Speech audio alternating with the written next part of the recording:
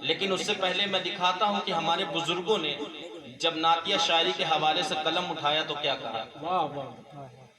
دیکھیں قلم اٹھایا تو کسی نے کہا لا یمکن الثناء کما کان حقہ، بعد از خدا بزرگ تو یہ قصہ مختصر۔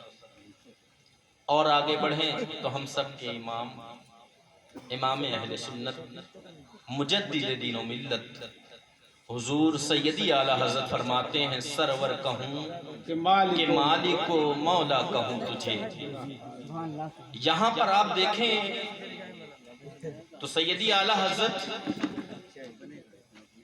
علم و کمال میں وہ شرف رکھتے ہیں، وہ درک رکھتے ہیں کہ اگر آپ لکھنا چاہیں تو بہت کچھ لکھ سکتے ہیں، لیکن اپنی عاجزی پیش کر رہے ہیں اور کہہ رہے ہیں حضور سرور کہوں کہ مالک و مولا کہوں تجھے، باغ خلیل کا گل زیبا کہوں تجھے۔ تیرے تو بس وعید تناہی سے ہیں بری، حیراں ہوں میرے شاہ کیا کہوں تجھے۔ لیکن رضا نے ختم سخن اس پہ کر دیا، لیکن رضا نے ختم سخن اس پہ کر دیا، خالق کا بندہ خلق کا آقا کہوں تجھے، خالق کا بندہ خلق کا آقا کہوں تجھے۔ اور آگے بڑھئے، ان کے بعد کے شاعر ہیں نظمی میاں، وہ کہتے ہیں الفاظ نہیں ملتے سرکار کو کیا کہیں، الفاظ نہیں ملتے، چونکہ وہ بارگاہ ہی ایسی ہے، وہ دربار ہی ایسا ہے جہاں اچھے اچھے علم رکھنے والے، اچھی اچھی فکر رکھنے والے، اچھا اچھا مقام و مرتبہ رکھنے والے جب اس در پر پہنچتے ہیں تو انہیں کہنے پر مجبور ہونا پڑتا ہے کہ کوئی کیوں پوچھے تیری بات رضا، کوئی کیوں پوچھے تیری بات رضا۔ وہ تو کہے تھے کہ تجھ سے کتے ہزار پھرتے ہیں، لیکن میں کہوں گا کہ کوئی کیوں پوچھے تیری بات رضا، تجھ سے کتے ہزار پھرتے ہیں، کوئی کیوں پوچھے تیری بات رضا، تجھ سے کتے ہزار پھرتے ہیں۔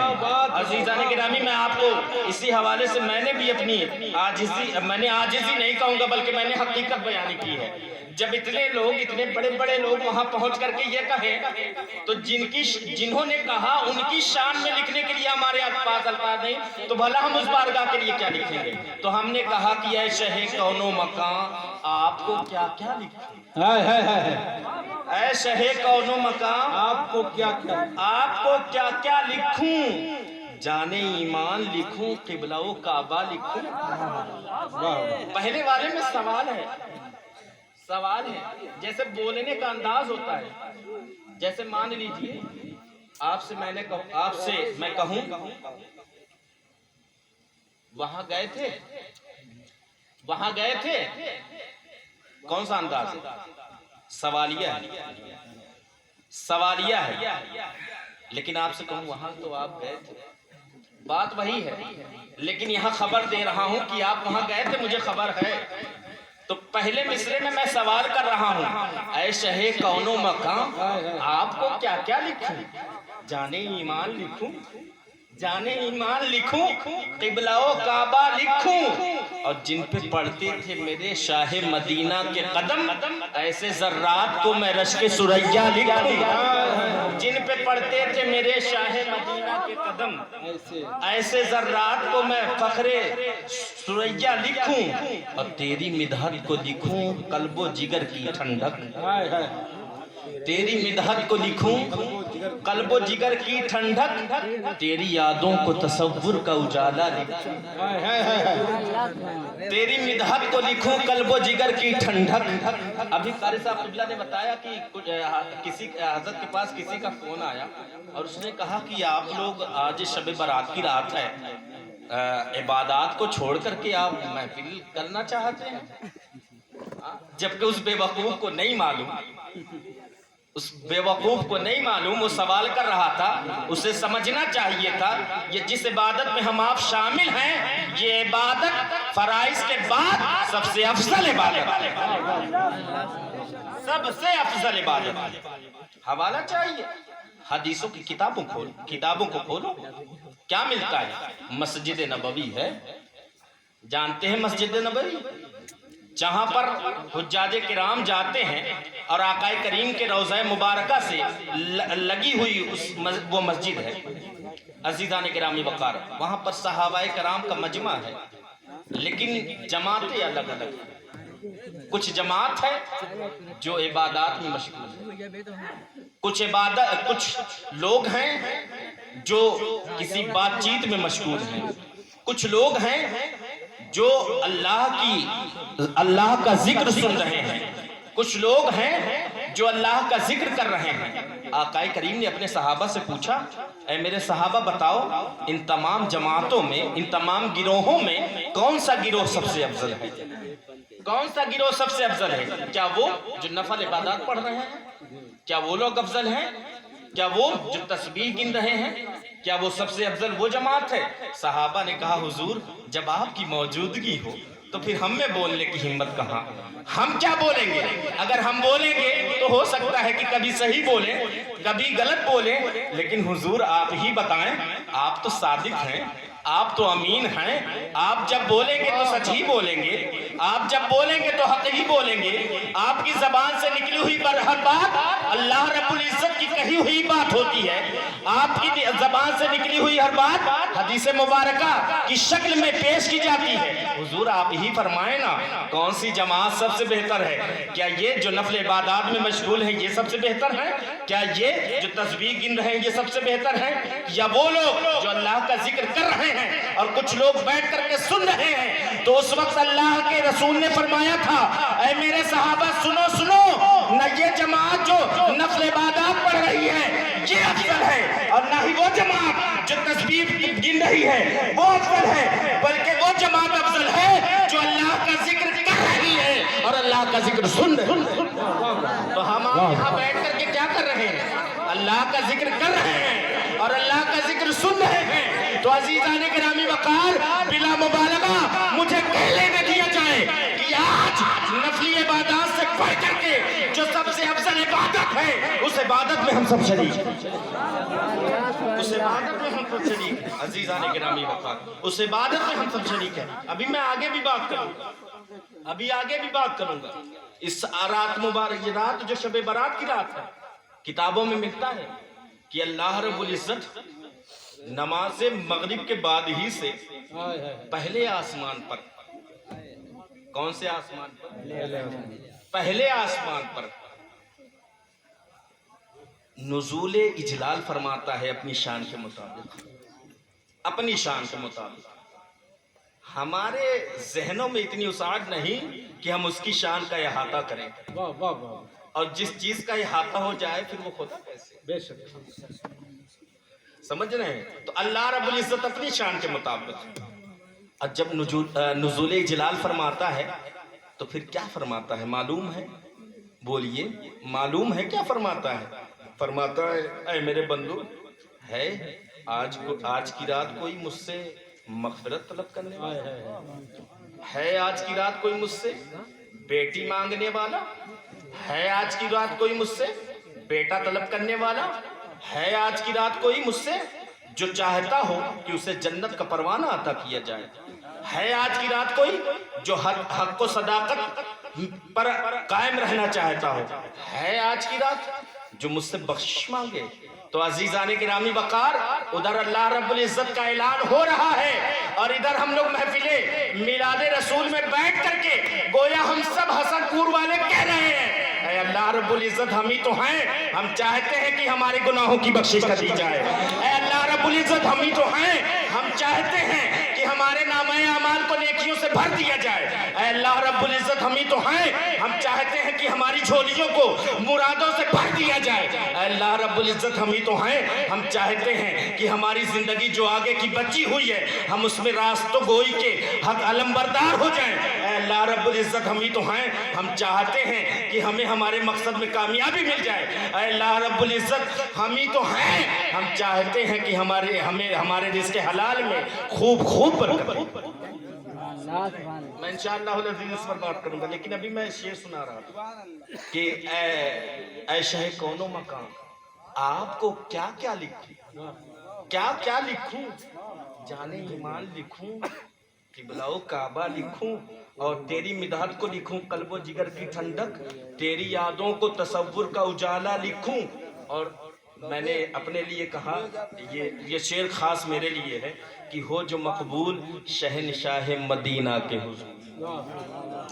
मैं बिलखुसूस सबकी दुआओं का तालिब हूँ कि ये इस शेर पर कि हो जो मकबूल शहनशाह मदीना के हुजूर, काश तौफीक खुदा से वो कसीदा लिखूं।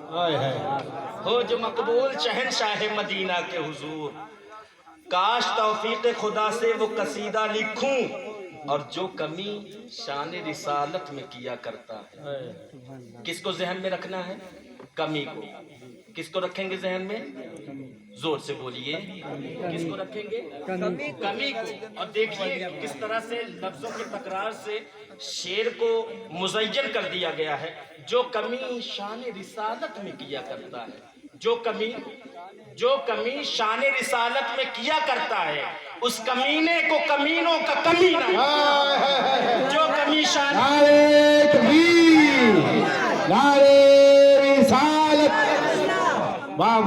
जो कमी शान रिसालत में किया करता है, जो कमी शान रिसालत में किया करता है, उस कमीने को कमीनों का कमीना लिखूं, उस कमीने को कमीनों का कमीना लिखूं।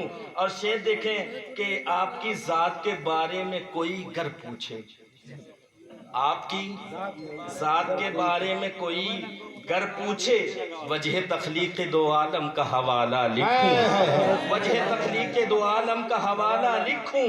और आपकी दीद की कुछ ऐसी तड़प है मुझे, आपके दीद की कुछ ऐसी तड़प है मुझ में, या रसूल अल्लाह आपके दीद की कुछ ऐसी तड़प है मुझ में, आपके दीद की कुछ ऐसी तड़प है मुझ में, कैसे लफ्जों में उसे है मेरे आका लिखूं। आपके दीद की कुछ ऐसी तड़प है मुझ में, कैसे लफ्जों में उसे ऐ मेरे आका लिखूं। और इंतहा फख्रो बुलंदी की कहाँ होती है, इंतहा फख्रो बुलंदी की कहाँ होती है, सैयदे वाला तेरा नक्शे कफे पा लिखूं, सैयदे वाला तेरा नक्शे कफे पा लिखूं। और इसमें शेर बहुत सारे हैं, मैं अगर शेर सुनाने लग जाऊंगा सब तो उसके बाद मुझे लगता है कि इधर से इशारा होगा कि रहने दीजिए, तकरीर अपनी खत्म कर दीजिए।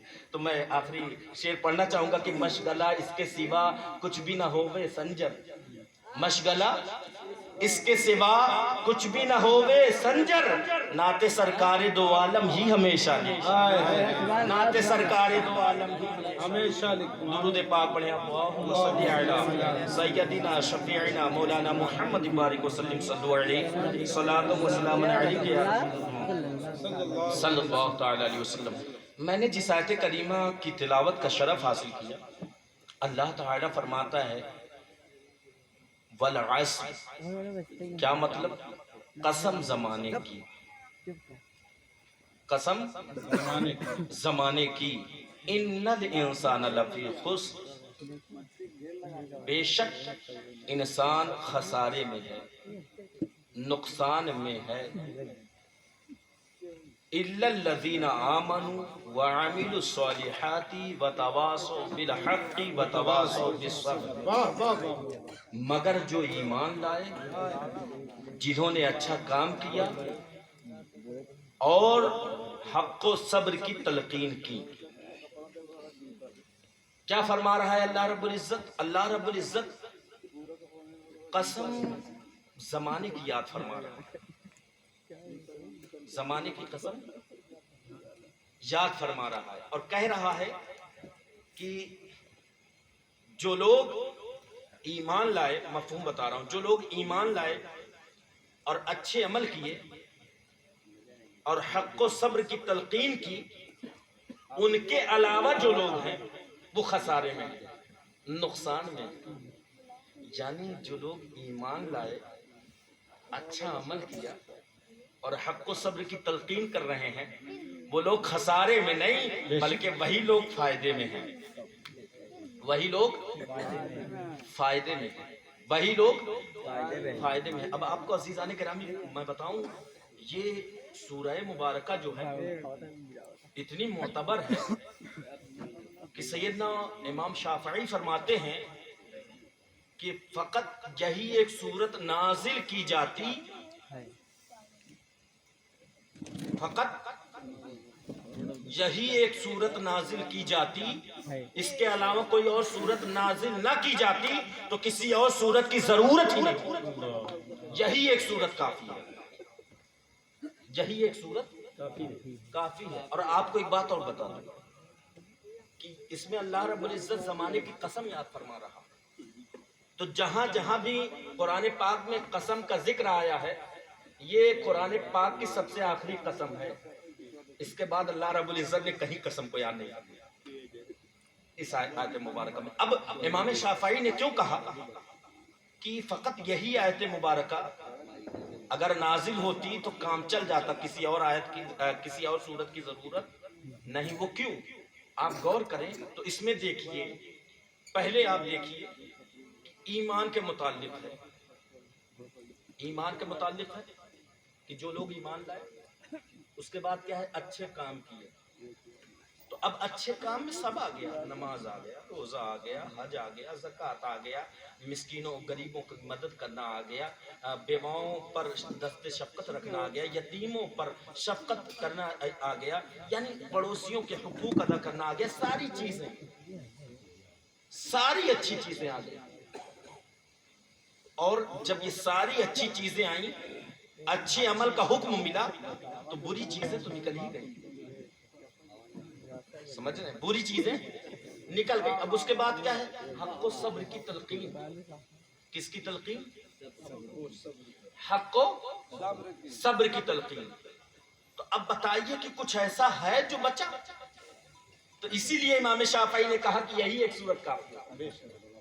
لیکن اب سوال یہ ہے کہ اللہ رب العزت نے زمانے کی ہی قسم کیوں یاد فرمائی؟ کیا بات ہے! سوال ہے کہ نہیں؟ میں نے کہا تھا میری تقریر جو لوگ غور سے سنیں گے انہیں سمجھ میں آئے گی، باقی میں زیادہ ادھر ادھر کی بات کرنے کا عادی نہیں۔ اگر مقصد تک آپ لوگ میرا ساتھ دیتے ہیں تو بولوں گا، ورنہ مجھے زیادہ دیر بولنے کی بھی عادت نہیں، الحمدللہ۔ ہاں، میں اپنا وقت ضائع نہیں کرتا، اپنے الفاظ کو ضائع نہیں کرتا۔ وجہ یہ ہے کہ میں نہ لفاظی بات کرتا ہوں اور نہ مجھے عادت ہے۔ میں چاہتا ہوں کوئی بات اگر قرآن و حدیث کی روشنی میں آپ تک پہنچا رہا ہوں تو پہنچ۔ تو زمانے کی ہی قسم کیوں یاد فرمائی؟ تو اس میں بھی حکمت ہے۔ آپ بتائیے، آدمی قسم، ابھی مولانا صاحب فرما رہے تھے مجھ سے قبل، مولانا صلی عالم صاحب، قسم کے حوالے سے، تو میں اس پر بات نہیں کروں گا، لیکن میں یہ کہوں گا کہ آدمی قسم کیوں کھاتا ہے اور کب کھاتا ہے اور کس کی کھاتا ہے؟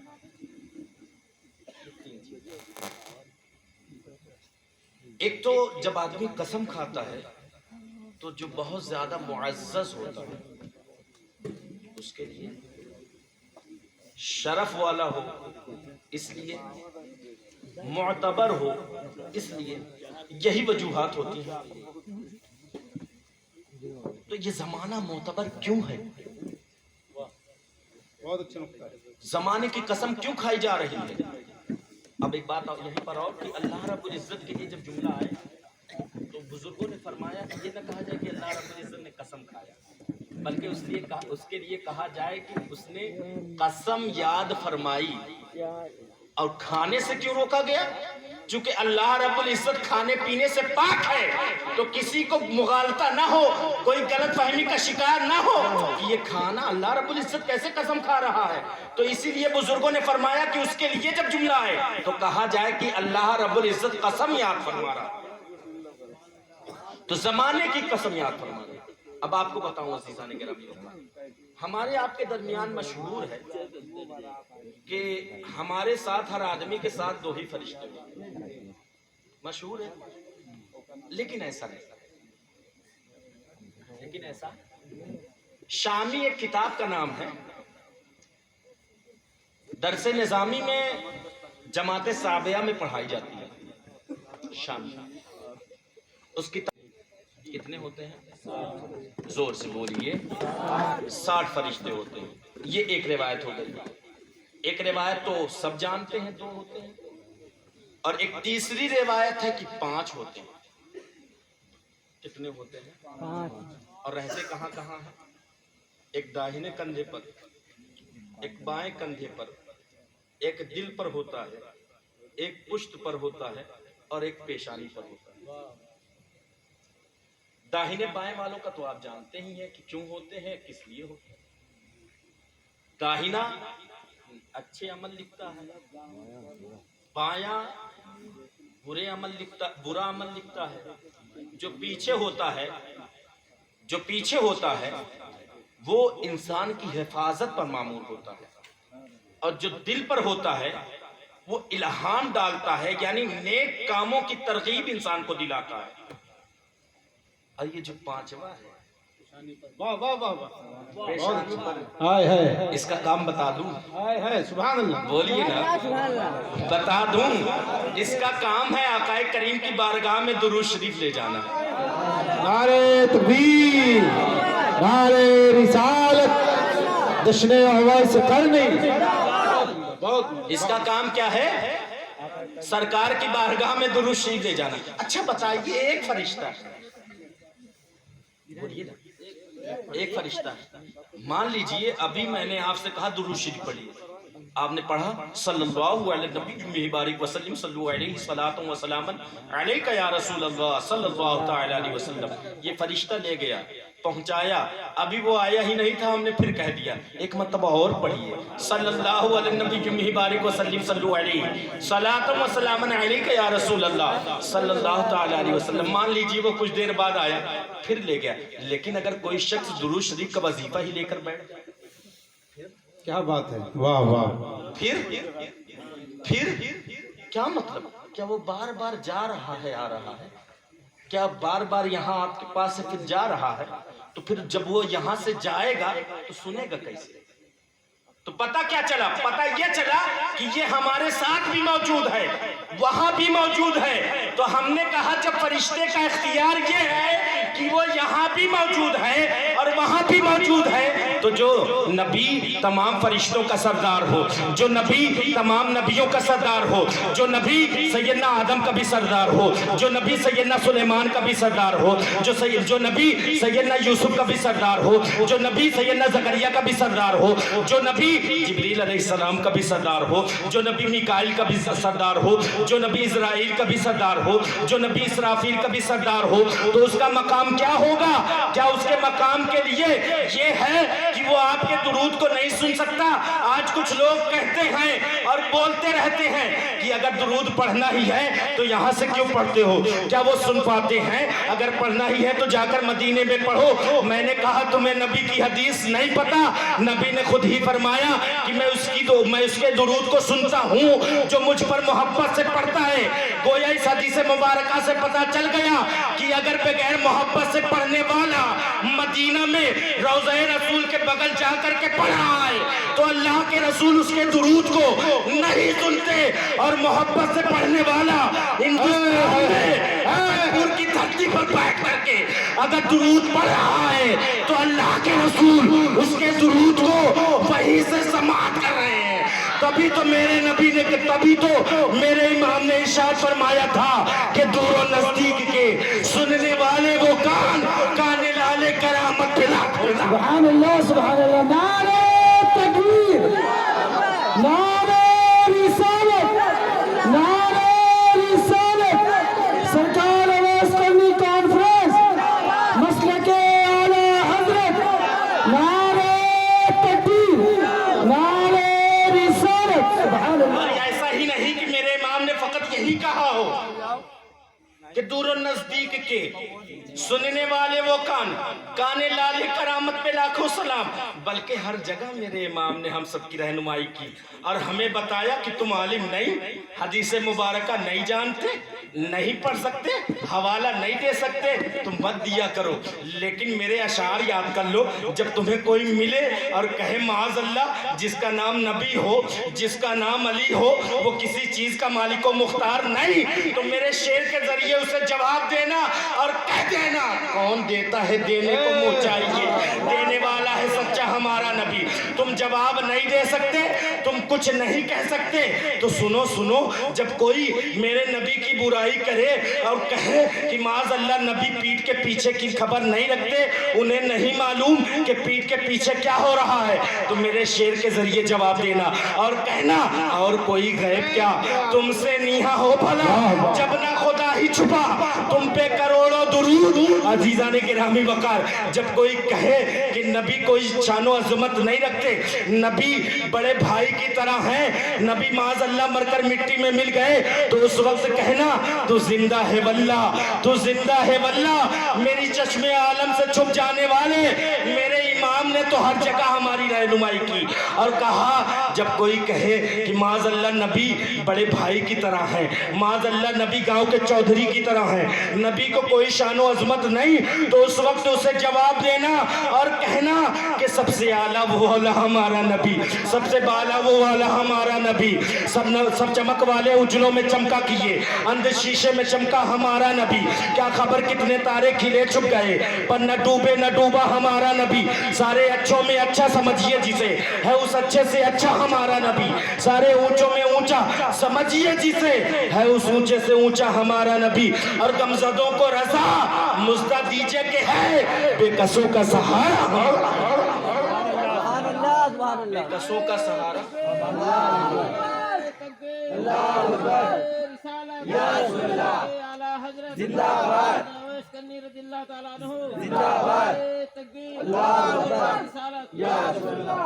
عزیزان گرامی وقار, تو نبی کی سماعت پر تمہیں اعتراض ہے, تو ہمیں جواب دو کہ یہ فرشتہ پھر کیسے درود شریف پہنچاتا ہے. اگر کوئی 1 گھنٹہ لے کر بیٹھ جاتا تو تمہیں کہنا پڑے گا کہ نبی کی بارگاہ میں جو محبت سے درود شریف پڑھتا ہے, نبی کو اس کے پاس آنے کی ضرورت نہیں, بلکہ میرے آقا مدینے میں بیٹھ کر کے اس کو بھی ملاحظہ فرماتے ہیں اور اس کے درود کو بھی سنا کرتے ہیں, اس کے درود کو بھی سنا کرتے ہیں. تم کہتے ہو کہ معاذ اللہ نبی کو کوئی اختیار نہیں, معاذ اللہ نعوذ باللہ من ذالک, نبی کو اختیار نہیں, تو بتاؤ کہ جب پچھلے امتیوں کے نبی اگر ان کے جسم پر نجاست لگ جایا کرتی تھی تو حکم تھا کہ اتنی جگہ چمڑے کو کاٹ کر صاف کر. بتائیے کہ آج ہمارے آپ کے ساتھ ایسا ہے؟ بتائیے, 1 مرتبہ پانی ڈالیے, گندگی صاف کریے, آپ صاف ہو گئے. چمڑا تو نہیں کاٹنا پڑتا, کسی کو آپ نے دیکھا کاٹ کر کے صاف کرتے ہوئے؟ نہیں عزیزان گرامی وقار, تو یہ کس کا فیض ہے؟ تو تمہیں کہنا پڑے گا کہ یہ محمد عربی صلی اللہ تعالی علیہ وسلم کا فیض. بے شک آپ نے کیا پچھلے نبیوں کی امتیوں کے حالات کا جائزہ نہیں لیا کہ جب ان سے کوئی گناہ صادر ہو جایا کرتا تھا تو ان کے دروازے پر لکھ جایا کرتا تھا کہ اس بندے نے یہ گناہ کیا. بتائیے, ہم چوری نہیں کرتے, ہم ڈکیتی نہیں کرتے, ہم زنا نہیں کرتے, ہم شراب نوشی نہیں کرتے, کیا ہم بیئر نہیں پی رہے ہیں, کیا ہمارے نوجوان لکھائی نہیں کر رہے ہیں, کیا ہم چوری نہیں کر رہے ہیں, کیا ہم جوا نہیں کھیل رہے ہیں؟ کون ایسی برائی ہے جو ہم میں نہیں پائی جا رہی؟ لیکن بتائیے کیا ہمارے دروازے پر لکھا آ رہا ہے؟ تو تمہیں کہنا پڑے گا کہ یہ نہ لکھ کر کے آنا, یہ اگر کسی کا فیض ہے تو محمد عربی کا فیض ہے, یہ انہی کا ہے. اب ایک بات اور بتا دوں آپ, آخری دیکھیں کیا کیا فیض ہمیں نبی کے صدقے میں ملا, کیا کیا فیض, کیا کیا فیض. دیکھیے ملاحظہ کیجئے, بات آ گئی, میں بتا رہا ہوں آپ کیا ہے. آپ نے نہیں سنا, آپ آخری نبی کے آخری امت. بے شک اس میں ایک اور فائدہ ہے. جیسے مان لیجیے میرے سامنے, میں اپنے سے چھوٹے کا ہی نام لینا چاہوں گا ایسے موقع پر, نعمان ہے, میرے سامنے قاری انہوں نے حضرت صاحب قبلہ سے وہ مار کھایا, تو اب اس کا یہ مار کھانا میں جانتا ہوں, گویا اس کا راز میرے سامنے آیا ہے کہ نہیں؟ بولیے نا بھائی، ہے نا؟ لیکن اب آخری میں ہوں، میرے بعد کوئی نہیں ہے، اور میں مار کھاؤں تو کوئی ہنسنے والا ہے؟ بولیے، میں تو اس پر ہنس سکتا ہوں کہ ارے تم مار کھائے، لیکن مجھ پر ہنسنے والا کوئی نہیں۔ تو پتہ کیا چلا کہ ہم آخری نبی کی آخری امت ہیں، تو اس کا یہ فیض ملا کہ جو پہلے نبیوں کی امتی گزرے ہیں ان کے ساتھ جو معاملات ہوئے اس پر تو ہم لوگ ہنس سکتے ہیں، لیکن ہم آخری ہیں، ہم نے جو کیا یا ہمارے ساتھ کچھ ہوتا ہے تو ہم پر ہنسنے والا کوئی نہیں۔ تو گویا یہ نہ ہنسنے کے لیے کوئی نہ ہونا یہ کس کا فیض ہے؟ تو تمہیں کہنا پڑے گا کہ یہ نبی آخر الزماں کا فیض ہے۔ تبھی تو میرے امام نے کہا چمک تجھ سے پاتے ہیں سب پانے والے، میرا دل بھی چمکا دے چمکانے والے، برستا نہیں دیکھ کر ابر رحمت، بدوں پر بھی برسا دے، برستا نہیں دیکھ کر ابر رحمت، بدوں پر بھی برسا دے، برسانے والے۔ عزیزان گرامی وقار، والعصر ان الانسان لفی خسر۔ اب میں بتا رہا تھا، بات میری وہیں رہ گئی تھی۔ دیکھیے کیا ہے کہ تھوڑا میں بھول جاتا ہوں تو مجھے یاد آ گیا ماشاءاللہ۔ میں بتا رہا تھا فرشتے کی بات۔ پانچواں فرشتہ کہاں رہتا ہے؟ پیشانی پہ۔ میں نے کام بھی بتا دیا آپ کو، لیکن جو دو مشہور ہیں میں ان کے حوالے سے بتانا چاہوں گا، اور پھر بتاؤں گا زمانے کی قسم کیوں کھائی گئی۔ ابھی وہ بات پینڈنگ میں ہے، اگر آپ سننا چاہیں گے تو بتاؤں گا، ورنہ حسن پور مگرسل کے بغل میں ہے، کبھی آ کر کے بتا دوں گا آپ لوگوں کو، سمجھ رہے ہیں؟ تو میں یہ بتا رہا تھا کہ دو فرشتے، تو کیا یہ دو فرشتے ہر آدمی کے ساتھ ہوتے ہیں؟ نہیں ہوتے، نہیں ہوتے بھائی، ہاں نہیں ہوتے، چونکہ یہ گناہ لکھنے والا فرشتہ نبیوں کے ساتھ نہیں ہوتا، وہ معصوم ہوتے ہیں، جی جی، وہاں گناہ کا ظہور ہی نہیں ہے، کیسے ہوں گے؟ جب گناہ ہوگا ہی نہیں ان سے، وہ معصوم نہ ہیں۔ دیکھ رہے ہیں ماشاءاللہ آپ خرامہ قدمی کے ساتھ ہم سب کے رہبر، ہم سب کے محسن حضرت مولانا حیدر سبحانی صاحب قبلہ تشریف لا رہے ہیں، میں ان کا استقبال کرتا ہوں اور ان سے اجازت چاہوں گا اپنی بات آگے بڑھانے کی۔ تو میں یہ کہہ رہا تھا کہ میں یہ کہہ رہا تھا کہ یہ داہنا فرشتہ، بایاں فرشتہ جو گناہ لکھنے پر معمول ہے، تو جب نبی معصوم ہے، ان سے گناہ ہوگا ہی نہیں، تو یہ کس لیے ان کے کاندھے پر ہے؟ بالکل صحیح۔ تو کیا نبی آدمی نہیں ہوتے؟ آدمی ہی نہ ہیں، بشر ہی تو ہیں، لیکن دیکھیے ہم نے بشر پر بھی بات کیا، لفظ تو اچھا ہے، لیکن کبھی کبھی اگر آپ بری نیت سے بولیں تو اچھے اچھے لفظ خراب ہو جائے کرتے ہیں۔ مثال کے طور پر کوئی ایک دم جاہل ہو، نیل بٹا سناٹا جسے ہم لوگ اپنی زبان میں کہتے ہیں، جسے کچھ بھی نہ آتا ہو، اتفاق سے ایسے ہی محفل لگی ہو اور اس کی آمد ہو جائے اور میں کہوں آئیے علامہ صاحب، تو آپ بتائیے یہ علامہ لفظ کوئی خراب لفظ ہے؟ لیکن آپ سب ہنس لیں گے، کہیں گے بتائیے آتا جاتا ایک اچھر نہیں، اس کو علامہ صاحب کہہ رہے ہیں، ہنسیں گے کہ نہیں؟ تو لفظ علامہ میں کوئی خرابی نہیں ہے، لیکن لفظ علامہ جب بری نیت سے بولا گیا تو خراب ہو گیا۔ تو اسی طرح سے یہ لفظ بشر، لفظ آدمی کوئی خراب لفظ نہیں ہے، بلکہ یہ دیابنا وہابیہ دیوبندیوں نے جب اسے خراب نیت سے بولا ہے تب یہ لفظ خراب ہوا ہے، تب یہ نبیوں پر نہیں جچتا ہے۔ جب معاذ اللہ یہ کہتے ہیں کہ نبی معاذ اللہ ہماری طرح بشر، میں اس پر بھی گفتگو کروں گا کہ یہ فکر کہاں سے آئی، چونکہ ابھی ادھر جاؤں گا تو بات آگے نکل جائے گی، لیکن اب جب بات آ گئی تو اگر اجازت ہو بتا دوں۔ جی جی جی بتائیے۔ یہ لفظ کہاں سے آیا آپ کو میں بتا دوں، سیدنا آدم علیہ السلام کی تخلیق ہوئی تھی، سیدنا آدم کے حوالے سے اللہ رب العزت نے حکم دیا تھا کہ آدم کو سجدہ کرو، فرشتے تو سجدہ کیے، لیکن یہ ابلیس اکڑا رہا، یہ اکڑا رہا اور کہا انا خیر من. کیا کہا؟ کیا کہا؟ انا خیر من. اب ایک پوائنٹ کی بات ہے یہیں پر، اجازت ہو تو بتاؤں. کیا کہا؟ انا خیر. اللہ رب العزت نے سجدہ نہ کرنے کی وجہ سے جنت سے نہیں نکالا ابلیس کو. یہ بھی بات سن لیجیے، آپ کو میں بتا دے رہا ہوں. آپ کہیں گے بہت نئی بات بتا رہے ہیں. نئی بات نہیں، پرانی بات ہے. یہ اور بات ہے کہ آپ کی سماعت نہیں ہے، ورنہ ہم کہیں الگ سے تھوڑی کرا رہے ہیں. سب کتابوں میں درج ہے اور ہمارے بزرگوں نے لکھا. تو اسے نافرمانی کی وجہ سے نہیں نکالا. اچھا ایک بات بتائیے، اگر اسے نافرمانی کی وجہ سے نکالا جائے، مردود قرار دیا جائے، تو آپ بتائیے کیا ہم آپ نافرمان نہیں ہیں؟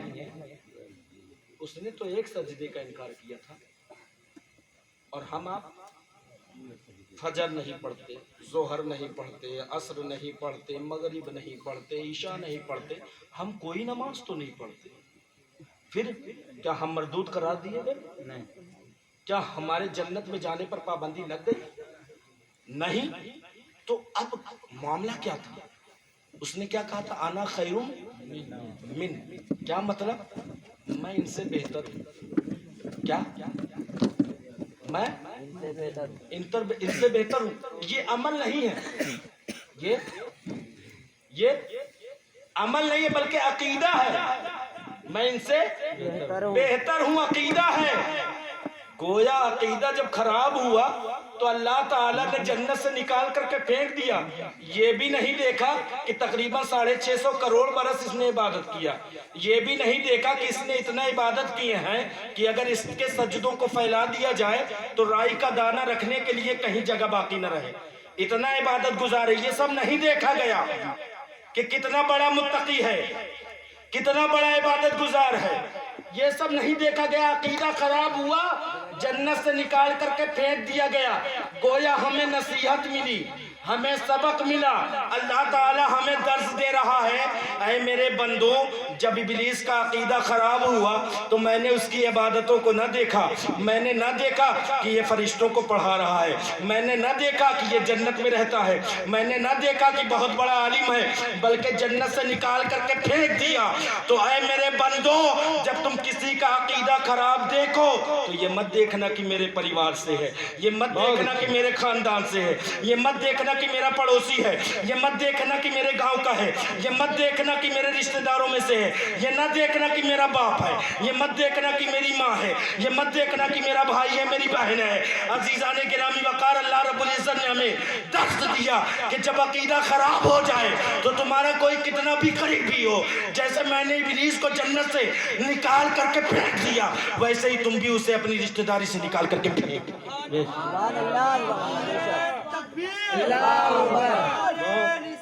یا رسول اللہ لکے اعلیٰ حضرت زندہ باد، لکے اعلیٰ حضرت زندہ باد. عشق محبت، عشق محبت، عشق محبت، عشق محبت. اعلیٰ حضرت نعرہ تکبیر، نعرہ رسالت. یا رسول اللہ. عزیزان گرامی وقار، تو اس کا عقیدہ خراب ہوا، اس وجہ سے وہ جنت سے نکالا گیا. بات کہاں پر آیا تھا؟ والعصر. والعصر. میں بتا رہا تھا 2 فرشتوں کے بارے میں کہ ایک فرشتہ گناہ لکھنے پر مامور، ایک نیکی کرنے میں. نیکی لکھنے پر مامور. اب یہ ایک فرشتہ جو گناہ لکھنے پر مامور ہے، یہ نبیوں کے کاندھوں پر نہیں ہوتا. اب دوسرا جو ہے داہنہ والا، یہ بھی نہیں ہوتا کہیں کہیں. اب آپ کہیں گے وہ کون سی جگہ ہے جہاں یہ نہیں ہوتا؟ تو آپ کو بتا دوں، یہ کافروں مشرکوں کے کاندھے پر نہیں ہوتا. کافروں، چونکہ ان کی کوئی نیکی نہیں، کوئی. اچھا ایک بات بتائیے کہ وہ نیکی ہی کیسی ہے کہ جس کی جزا نہ ہو سزا ہے؟ کوئی ایسی ہے؟ چونکہ کوئی بھی نیکی، کوئی بھی نیک عمل اس وقت قابل قبول ہے جب ایمان ہو. اگر ایمان نہیں تو آپ کتنوں بڑے کچھ بھی نیک کام کریے وہ کسی قابل نہیں, اس کی آپ کو جزا نہیں ملنے والی. تو عزیزان گرامی وقار, جب آپ کے پاس کوئی نیک عمل ہی نہیں ہے تو فرشتہ لکھنے کس سے آئے؟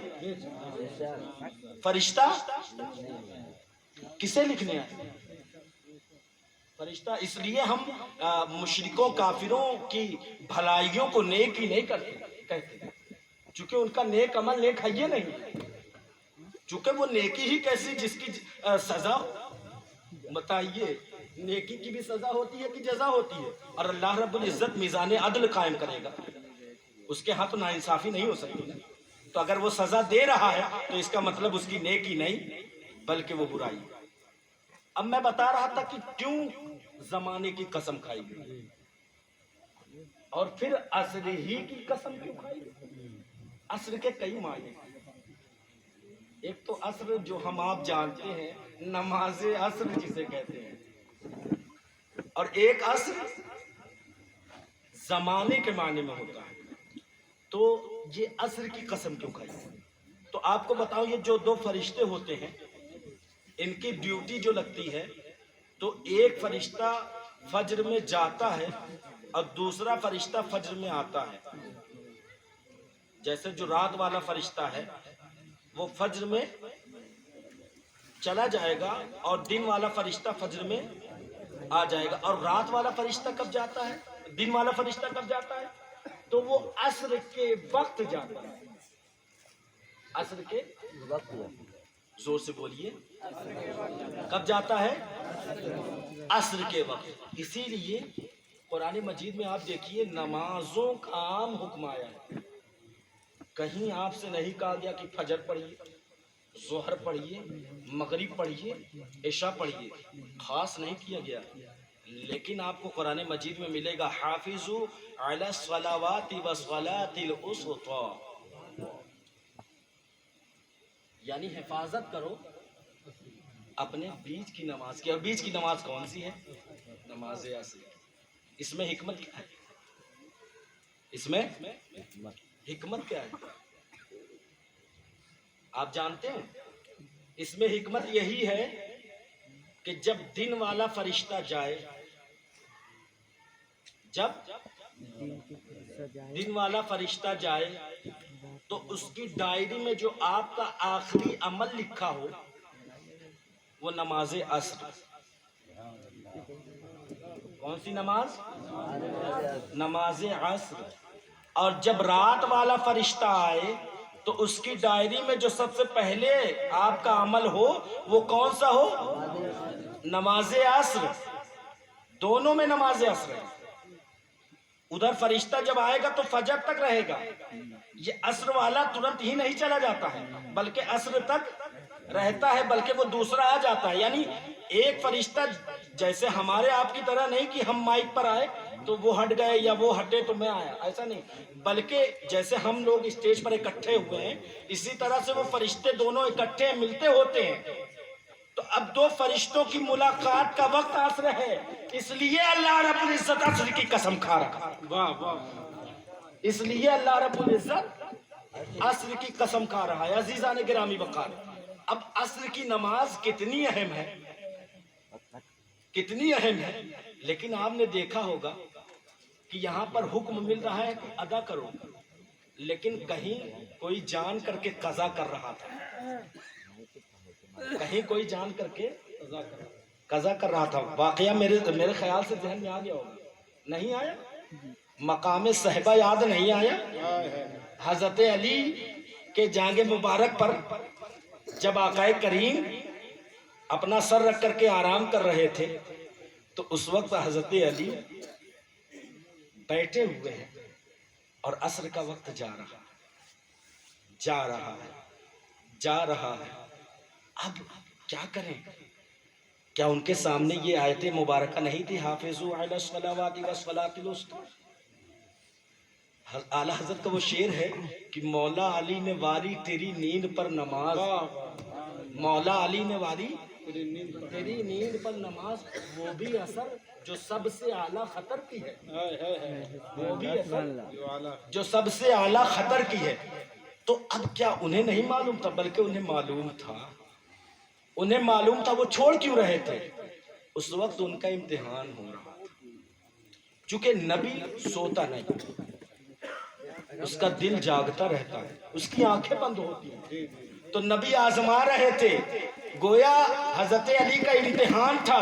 तो हजरत अली ने नमाज असर को छोड़ करके नबी की मोहब्बत में, नबी के आराम में खलल ना करके, गोया जमाने वालों को बता दिया कि अगर नमाज सबसे अहम होता, नमाज पढ़ना सबसे अहम होता, तो अली यहाँ पर बैठे बैठे नबी के उठने का इंतजार ना करता, बल्कि नबी को उठाता और कहता कि मेरी असर कज़ा हो रही है। लेकिन उस वक्त अली ने न उठा करके बता दिया कि अगर नबी की मोहब्बत में, अगर नबी आराम फरमा रहे हों, तो उस वक्त नबी को उठाया नहीं जाएगा, बल्कि नमाज को छोड़ दिया जाएगा और नबी की मोहब्बत में बैठा रहा। अच्छा, जब वो बैठे रहे तो हुआ क्या? हजरत अली के दिल में बेचैनी हुई, आंखों से आंसू के कतरे टपके, और वो गिरे कहाँ? आकाए करीम के रुखसारे मुबारक। तो गोया वो गिरे कहाँ? गिरता आदमी कब है? जब पस्ती की तरफ जाए। गोया वो नबी के चेहरे पर आ करके उन लोगों का मकाम और मर्तबा इतना बुलंद हो गया। जब आप मुसलमानों के आंसू का ये मकाम है कि अल्लाह रब्बुल इज्जत के खौफ से अगर उसने 2 कतरे बहाए तो कल बरोज़ा क़यामत जहन्नम पर छिड़क दिया जाएगा, तो जहन्नम की आग ठंडी हो जाएगी। तो वो हज़रत अली की आंख के आंसू जो नबी के रुखसारे मुबारक पर गिरे हों, तो उस आंसू का मकाम और मर्तबा क्या होगा? वो आंसू गिरता है, आकाए करीम बेदार होते हैं। आकाए करीम ने पूछा, अली तुम्हें किस चीज ने परेशान किया, किस चीज ने गमगीन किया, किस चीज ने रुलाया? तो हजरत अली ने फरमाया, हुजूर मेरी नमाज कज़ा हो रही है। हजरत अली की बेचैनी देख करके आकाए करीम ने फरमाया, अली अली अली डांटा नहीं कि तुमने नमाज क्यों नहीं पढ़ी? अगर उस वक्त नमाज का छोड़ना अजाब का काम होता और नबी को उठा देना बेहतर होता, तो हमारे नबी डांटते ना कि अरे तुमको नमाज पढ़ना चाहिए था, तुम यहाँ बैठे थे, उठाना चाहिए था, मुझे बताना चाहिए था। लेकिन डांटा नहीं, बल्कि उस वक्त अल्लाह रब्बुल इज्जत से दुआ फरमाई और कहा, है मेरे रब, अली तेरे और तेरे महबूब की इताअत में था, इसलिए सूरज पलटा दे ताकि मेरा अली असर की नमाज पढ़ ले। गोया पता चला कि नबी की मोहब्बत में नमाज असर को छोड़ना, ये क्या कहते हैं, ये इबादत छोड़ना नहीं था, बल्कि अल्लाह के रसूल की मोहब्बत थी, उसकी अताअत, उसकी फरमाबरदारी थी। अजीज़ान गिरामी वकार, मैंने पूछा कि ये नबी, अगर आप चाहते तो आप हुक्म दे देते कि अली तुम कज़ा पढ़ लो, तुम्हें अदा के बराबर का सवाब मिलेगा। लेकिन उस वक्त आकाए करीम, अगर आलम तसव्वुर में सवाल किया जाए, मैं इसी बात पर अपनी बात खत्म करूंगा इंशाअल्लाहुल अज़ीज़, कि अगर इसी पर अगर आकाए करीम से आलम तसव्वुर में सवाल किया जाए, हुजूर आप तो मुख्तारे कुल हैं, आप तो मालिक हैं, आप चाहते तो अली से कहते, अली कज़ा पढ़ लो, तुम्हें मुकम्मल अदा की नमाज का सवाब मिलेगा। लेकिन मेरे आका जवाब देते हैं, अरे नादान, अगर मैं कज़ा पढ़वाता तो गोया लोग कहते कि नबी तो कज़ा पढ़वा रहे हैं, गोया नबी की मोहब्बत में अदा नहीं बल्कि कज़ा पढ़ी जाएगी। तो आकाए करीम ने उस वक्त सूरज को पलटा करके हजरत अली को अदा पढ़वा करके बता दिया कि जो मुझसे मोहब्बत करेगा वो कज़ा नहीं बल्कि अदा पढ़ेगा, वो कज़ा नहीं बल्कि अदा पढ़ेगा। और जिसने मुझसे मोहब्बत का दावा किया और वो कज़ा पढ़ रहा है, तो समझो कि वो मुझसे सच्ची मोहब्बत नहीं करता। अगर सच्ची मोहब्बत करता तो वो नमाजों को न छोड़ता, बल्कि वो नमाजों को अदा पढ़ता, कज़ा न पढ़ता। नमाजों को अदा पढ़ता, कज़ा न पढ़ता। इंशाअल्लाहुल अज़ीज़ फिर कभी मौका मिला तो मैं इसी असर पर गुफ्तगू करूंगा। اگر مجھے یاد رہا تو یہ بھی بات کہہ دینا، نہیں یاد رہا تو کوئی بات نہیں، انشاءاللہ العزیز اگر یاد رہا تو میں اسی عصر پر بتاؤں گا کہ عصر کے اور کون معنی ہوتے ہیں، اور اللہ رب العزت نے اسی کی قسم کیوں یاد رکھی۔ اس پر ابھی گفتگو کروں گا تو وقت لمبا چلا جائے گا، اور میں آپ لوگوں کی بے چینی سمجھ رہا ہوں، میں دیکھتا سب ہوں، سمجھیں؟ اللہ رب العزت مجھے حق بولنے کی توفیق عطا فرمائے، اور میرے بولنے میں اگر کسی قسم کی غلطی ہو تو مولا تعالیٰ معاف فرمائے۔ میں آپ سبھی حضرات کو گواہ بنا کر توبہ کرتا ہوں، میرے ساتھ پڑھیں استغفر اللہ ربی من کل ذنب واتوب الیہ واقول لا الہ الا اللہ محمد رسول اللہ صلی اللہ تعالی علیہ وسلم، وآخر دعوانا ان الحمد للہ رب العالمین۔ السلام علیکم۔ بس ایک بات اور مجھ سے سماعت کریں، چونکہ شب بارات کے حوالے سے ہی بات تھی، میں بتا دینا بہتر سمجھوں گا۔ جی، یہ شب بارات آخر کیوں دی گئی؟ بس اس کی وجہ آپ 2 منٹ میں سنیں، اگر اس سے زیادہ لگے تو مائک مجھ سے چھین لیجیے گا، مکمل اختیار ہے۔ یہ کیوں شب بارات کیوں آخر ہمیں دی گئی؟ آپ کو بتاؤں اس کی وجہ یہ ہے بقول علماء کہ پہلے امتیوں کی عمر جو ہے وہ بہت زیادہ ہوتی تھی، 200 سال 300 سال 400 سال۔ آقا کریم غمزدہ ہو، اللہ رب العزت کے حضور عرض کیا ہے میرے مولا پچھلے نبیوں کی امتیوں کی عمر تو 400 سال 500 سال 700 سال، وہ لوگ خوب عبادت کرتے رہے، لیکن اے مولا میری امتیوں کی عمر کسی کی 65 کسی کی 40 کسی کی 70 کسی کی 80، بہت مشکل سے کوئی 100 کراس کرے گا۔ تو اے مولا میری امتیوں کی نیکیاں تو کم ہو جائیں گی۔ غمگین تھے آقا، اللہ رب العزت کا حکم ہوا محبوب غمگین نہ ہو، میں تمہاری امتیوں کو ایسی راتیں دوں گا کہ اگر اس رات میں عبادت کر لیں تو وہ ایک رات کی عبادت 1000 سالوں کی عبادت پہ بھاری پڑ جائے گی۔ تو گویا یہ خاص شب برات، شب معراج، لیلۃ القدر کی راتیں امت محمدیہ کے لیے تحفہ ہیں کہ تاکہ یہ جو آقا کریم سوچتے تھے اس خلا کو پر کرنے کے لیے اللہ رب العزت نے ان عظیم راتوں کو دیا، تاکہ اس رات میں محبوب تمہاری امتیوں کی نمازیں اگر یہ ایک رات میں پڑھتے تو پچھلی امتیوں کی نمازیں جو انہوں نے سال ہا سال کی ہیں اس کے برابر انہیں نیکیاں دی۔ خدا